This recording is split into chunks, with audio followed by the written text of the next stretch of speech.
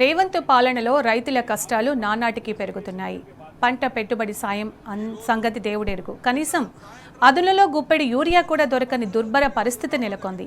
సకాలంలో పంటకు యూరియా వేసే పరిస్థితి లేక అన్నదాత ఆవేదన చెందుతున్నాడు. యూరియా కొరత తీరుస్తా అంటూ కాంగ్రెస్ సర్కార్ ఆర్భాటంగా ప్రవేశపెట్టిన యాప్తో కష్టాలు రెట్టింపయ్యాయి. కనీసం యూరియా ఎక్కడ దొరుకుతుందో తెలియక రైతులు బాధలు మరింత పెరిగాయి. ఇదే అదునుగా యూరియా అమ్మే కేంద్రాలు నిర్వాహకుల అక్రమాలకు పాల్పడుతుండటంతో ఆ కాస్త యూరియా కూడా బ్లాక్ మార్కెట్కు తరలిపోతోంది. ఆన్లైన్లో పెట్టిన 5 నిమిషాలకే బస్తాల కొద్ది యూరియా మాయమవుతోంది. యాప్లో నో స్టాక్ అని చూపిస్తోంది. దీంతో రైతులు రేవంత్ సర్కారుపై దుమ్మెత్తిపోస్తున్నారు.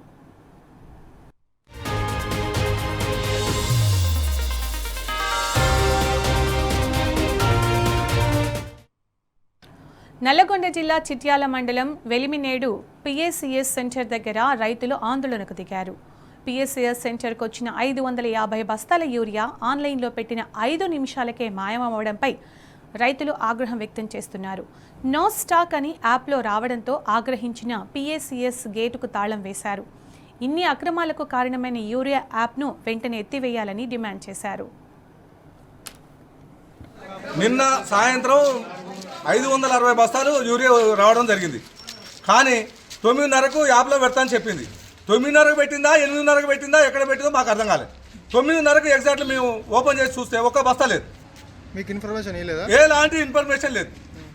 వచ్చి ఇక్కడ ఉన్న వాళ్ళు కూడా చాలా మంది ఉన్నారు.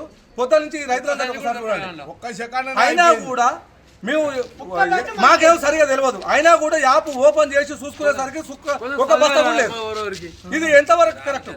అంటే ఇది ప్రభుత్వం చేస్తున్న నిర్లక్ష్యమా లేకపోతే ఇక్కడ చేస్తున్న సిబ్బందా? మేము డిమాండ్ చేసేది ఏంటంటే ఆ బస్తాలు ఎట్లా అయినాయి, ఆ బుకింగ్ అవుతుంది కదా, ఎవరికి ఎన్ని బస్తాలు అయినాయి, ఏ టైమింగ్ అనేది మాకు బయోడేటా కావాలి.